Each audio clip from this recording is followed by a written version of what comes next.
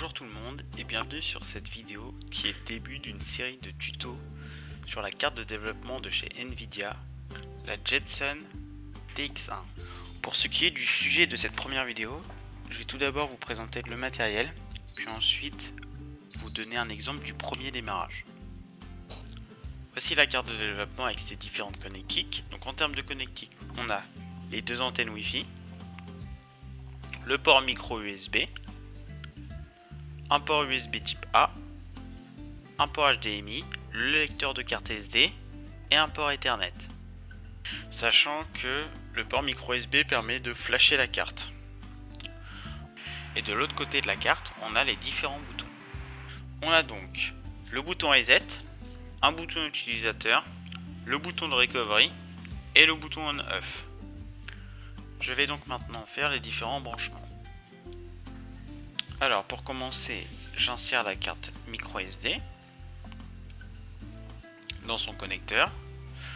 Ensuite, je vais donc brancher le câble HDMI, sachant que pour moi j'ai un adaptateur car mon écran est en VGA et donc j'ai un adaptateur HDMI VGA. Je vais donc ensuite brancher mon hub USB parce que comme ça je vais pouvoir utiliser à la fois un clavier et une souris en même temps, même si en soi on pourrait tout faire au clavier vu qu'on est sous Ubuntu. Donc voilà, j'utilise un clavier basique Logitech avec une souris Logitech aussi. Je vais donc ensuite brancher le micro USB qui va donc lui être connecté à l'ordinateur hôte, qui est lui aussi sous Ubuntu et qui va permettre de faire le développement.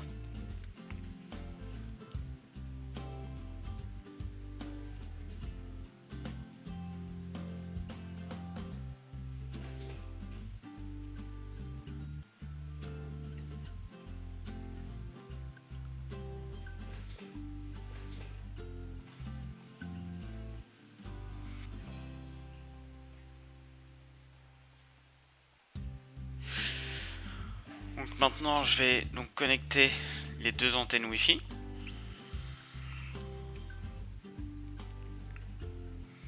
En n'oublions pas de les relever.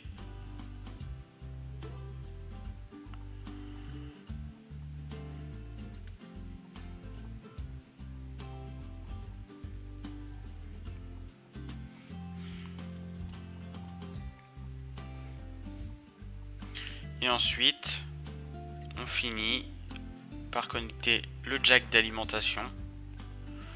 Il est un petit peu difficile à connecter. Donc, dans la vidéo, on voit que j'essaie de le connecter, mais au final, je vais pas le connecter. Je vais le laisser comme ça, mais vous voyez où il faut le brancher. Ensuite, lors de la première connexion, je vous conseille de brancher uniquement le port Ethernet, un clavier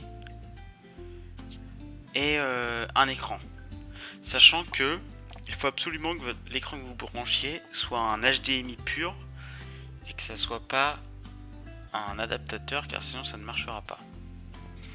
Ensuite, vous pouvez donc appuyer sur le bouton on/off et donc on voit que les deux petites LED juste à côté de ce bouton là s'allument en vert, et donc là c'est à dire que la carte a démarré. Ensuite, lors du premier démarrage, vous allez arriver donc sur un écran de boot, donc le même que celui-ci. Donc toutes les instructions de ce qu'il faut faire sont détaillées, les différentes étapes. Donc vous suivez les étapes, donc le cd NVIDIA installer, ensuite le / installer.sh, et une fois que ça c'est fait, vous arriverez directement sur le bureau d'Ubuntu.